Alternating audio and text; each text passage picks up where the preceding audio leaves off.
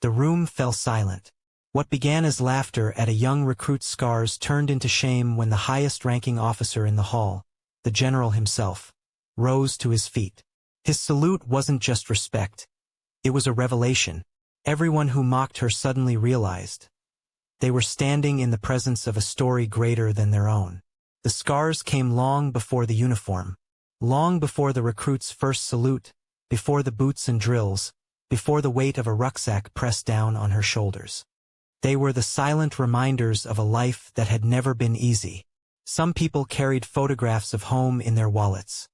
She carried her history written across her skin. She never tried to hide them, not because she was proud of them, at least not at first, but because there was no hiding them. They crawled across her arms like rivers cut into stone, one jagged line stretching from her jaw to her collarbone, another across her knuckles.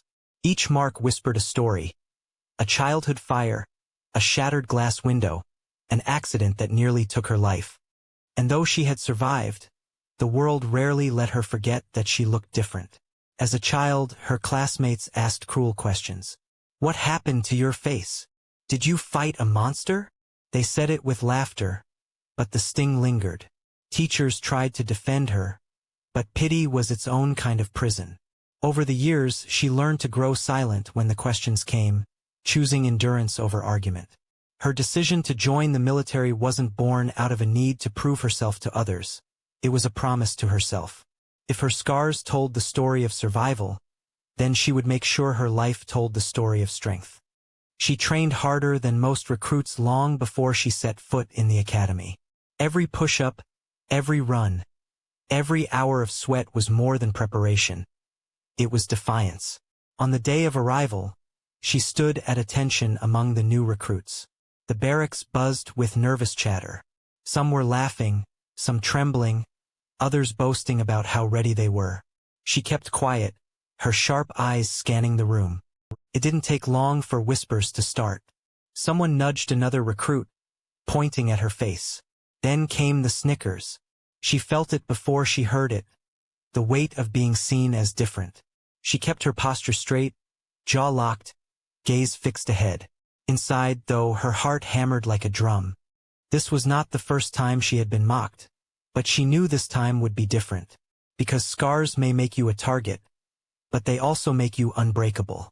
She didn't know yet that her silence, her refusal to lash out, was being noticed. She didn't know yet that the very marks being mocked would soon command more respect than any medal. And she certainly didn't know that high above her, a general's eyes were watching, remembering his own history with scars that no one else could see. Her story was just beginning.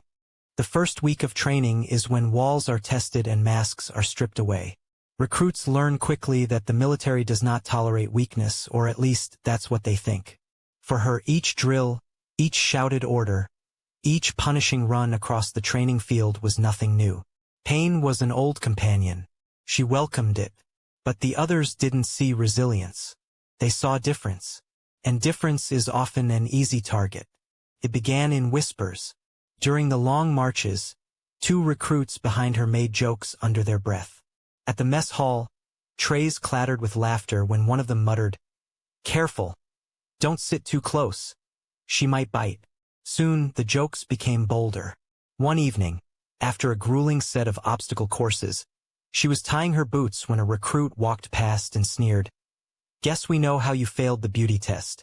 The group erupted in cruel laughter. Her hands froze on the laces, but her face didn't move. Not a flinch, not a blink. She had mastered silence. To them, it looked like surrender. But to her, it was strategy. She knew anger was fuel, but fuel, if spilled too soon, burns out fast. Better to let it build. Better to wait. Still, silence can sting worse than words. And for the ones mocking her, her refusal to break only drove them harder.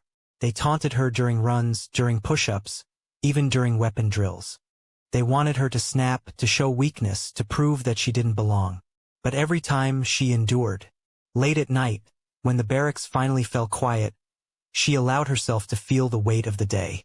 She'd lie in her bunk staring at the ceiling, replaying every sneer, every laugh. It wasn't that their words didn't cut. It was that she refused to let them define her. The scars on her skin were permanent, yes, but the shame they tried to paint onto her was not. What she didn't realize was that someone else had been watching. The general, older and sharper than any of the recruits dared to guess, had taken notice of her silence. He was not a man who wasted words, but he knew what endurance looked like. He had worn it himself once. The other recruits only saw scars. The general saw discipline. And though she could not yet see it, the balance in the room was shifting. The day was coming when the laughter would die, when the same mouths that mocked would fall silent, and when respect would arrive not in whispers, but in a salute. The moment came without warning. It was inspection day, a day dreaded by every recruit. Boots had to shine like mirrors, uniforms pressed razor-sharp, posture unyielding. The general himself was walking the line, his presence like a storm contained in a man. Few dared to look up. His reputation was carved from decades of service, and his stare could reduce the most confident soldier into stone. She stood at attention, her scars exposed in the harsh daylight. The others had already begun their quiet snickering before the general approached her end of the line. One recruit whispered loud enough for the others to hear, "Let's see if she hides behind those marks today." A ripple of muffled laughter followed. Then silence. The general had stopped. He stood before her, his gaze steady, his hands clasped behind his back. He studied her for a long moment, longer than he had studied anyone else. The air grew heavy. Even the most arrogant recruits felt it, the weight of something unspoken. Then, without a word, the general shifted. Slowly, deliberately, he raised his right hand to his temple. "A salute." Not a casual gesture. Not the clipped formality given in passing. This was sharp, commanding, and full of reverence. The recruits froze. A general saluting a recruit? It defied everything they knew about hierarchy. Salutes flowed down the chain, not up. And yet here it was, the highest-ranking man in the courtyard, honoring the woman they had ridiculed. Her chest tightened. She didn't move, didn't speak. But for the first time since arriving, her eyes flickered with fire. She returned the salute, crisp and steady, her scars gleaming under the sun. The general lowered his hand and spoke. His voice gravel yet strong enough to carry across the entire line. "These scars," he said, glancing at the faces of the recruits, "are not marks of weakness. They are medals the flesh cannot hide. Each one tells you she has already fought battles most of you cannot imagine, and survived. Remember that before you speak." Silence. The recruits who had laughed now stared at their boots, shame burning hotter than the midday sun. The general moved on, his inspection continuing as though nothing unusual had happened. But nothing in that courtyard would ever be the same again. For her, the salute was more than respect. It was vindication. All the years of endurance, of holding her tongue, of carrying scars that drew whispers and laughter. Suddenly, they were reframed. Her scars were no longer the punchline of a cruel joke. They were the evidence of resilience, recognized at the highest level. And for everyone else, the memory of that salute would linger long after training ended. Because in that moment, they didn't just see a scarred recruit. They saw a soldier.